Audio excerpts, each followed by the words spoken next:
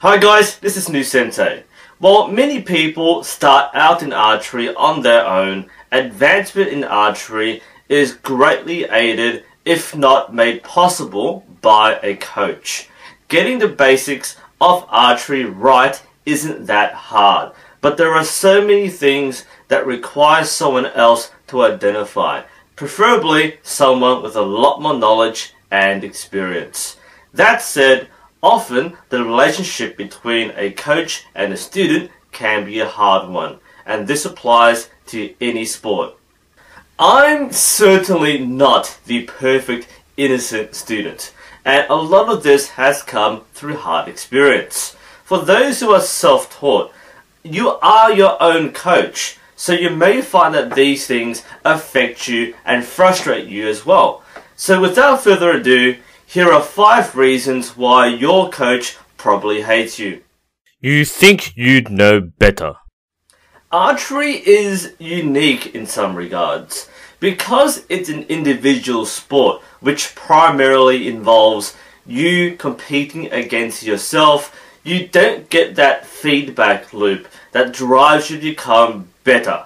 Consequently, there's a tendency that you think that you're doing fine.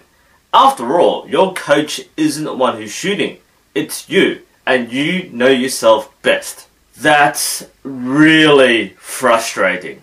Understand that your coach can't force you to do something. They can greatly encourage or discourage you from doing something, but they can't force you. Now, this isn't an open invitation to ignore everything your coach says. Remember, there's probably a reason why you have a coach in the first place. You don't know what you don't know. That's why the coach is there to tell you. So if you go, I don't want to change this, my way's better, then your coach will generally let you have your way. Part of this is because, to an extent, there's an element of trust, and that you should be allowed to make mistakes. But don't be surprised when you do make those mistakes. Unfortunately, this may mean that your growth as an archer is stunted by months, if not years. If you're the kind of person who is a bit self-conscious or gets defensive when receiving feedback or criticism, you may want to let go of that and give your coach some respect. They probably know what they're doing. You probably don't. You keep buying stuff you don't need. Buying archery equipment is an addiction. You don't just buy one thing.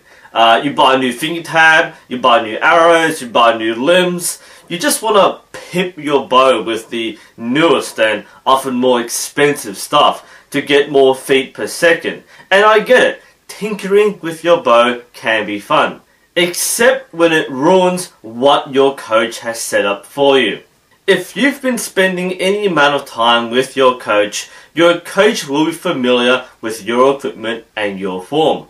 Your training sessions will focus on addressing certain parts of your form that are causing problems. Equipment is fairly easy to diagnose, so when your bow is in tune, it's mostly form practice.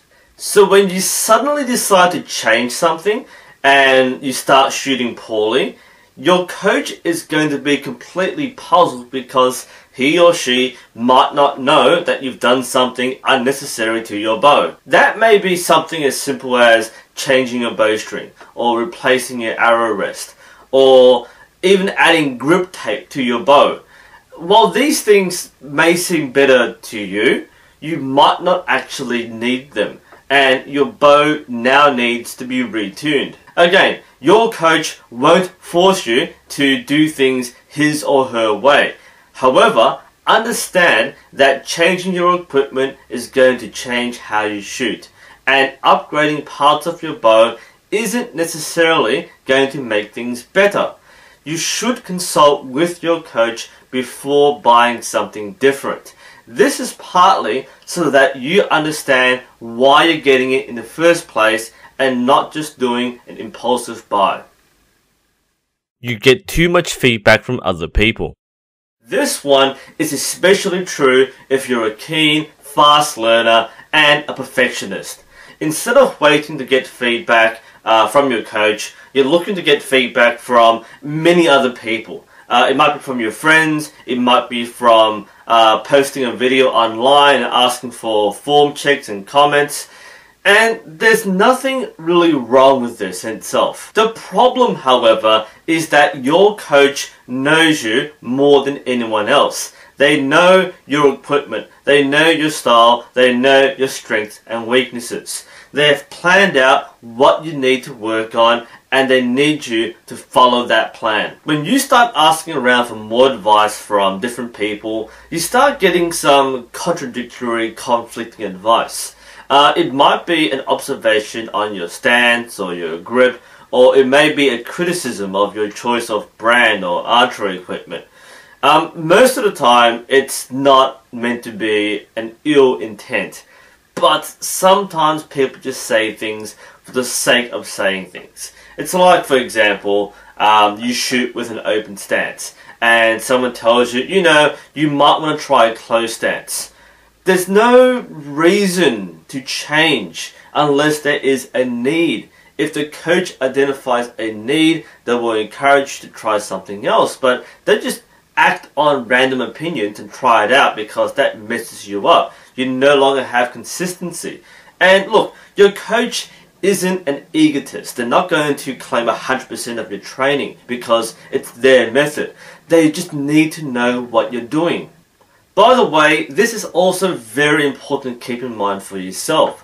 If you go to a tournament, and especially when there are newer archers on the line, you may feel tempted to add your own commentary to what they're doing, or kind of point out things about their equipment. And again, it feels like you're doing the right thing. But just keep in mind that these archers have probably been trained to do certain things for a certain reason. So if it's mid-tournament and you mention something about their stance, it's gonna throw them off. And that's really bad sportsmanship. It's something which, again, people don't mean to say so, but it's just a culture where people will just criticize things, and it really messes people up, and just shouldn't do it. This, especially the new archers, it causes a lot of confusion. It leads them to make bad decisions based on one person's probably very biased opinion. Look, while getting different perspectives can help, keep the conversation going with your own coach. And look, they have the most perspective of you. So value things differently, weigh things differently. If people you trust are sharing their experiences, weigh that against what your coach will say, because your coach knows you better than anyone else. You don't train often enough. New archers, especially those taking archery as a sport, tend to treat it as a weekend recreational activity and not a sporting commitment. This is fine. Much of the archery experience is social. However, to make progress with your archery, you have to train. I don't mean shooting, I mean training. Training involves drills and skills, and things that may not be fun, but you've got to do it. If you're only shooting once a week, you're not really going to make much, if any, progress. For those who only shoot once a week, the expectation the coach has is that you are going to do something throughout the week to train. This might be shooting in your garage, or doing conditioning exercises, or using a stretching band. You need to build up the fitness and the muscle memory to use your equipment well. Also keep in mind that if you're only turning up once a week on average, that's on average. This means that there are weeks that you won't turn up, maybe because you're feeling sick, or maybe you have another commitment, and that's normal. But if you're not maintaining a training regimen, you're going to regress, which means you're going to feel less inclined to shoot, and then you end up dropping out of archery. That's a fairly typical doom cycle. This may seem like a very drastic flowchart, but this happens to more people than not. It's just that people who lose that motivation to train will lose the motivation to shoot. Your coach doesn't just want you to train because he wants to make you feel bad. Your coach wants you to stay with the sport. If you don't want to become better, you're not likely to keep on shooting for more than a month. Archery rewards people who have that intrinsic motivation to become better shooters, and to become better individuals. And if you don't want to become better, if you just want to shoot for fun, then it's not something which will motivate you to keep on shooting. You're too ambitious. This is my primary fault, and some might say this isn't a fault.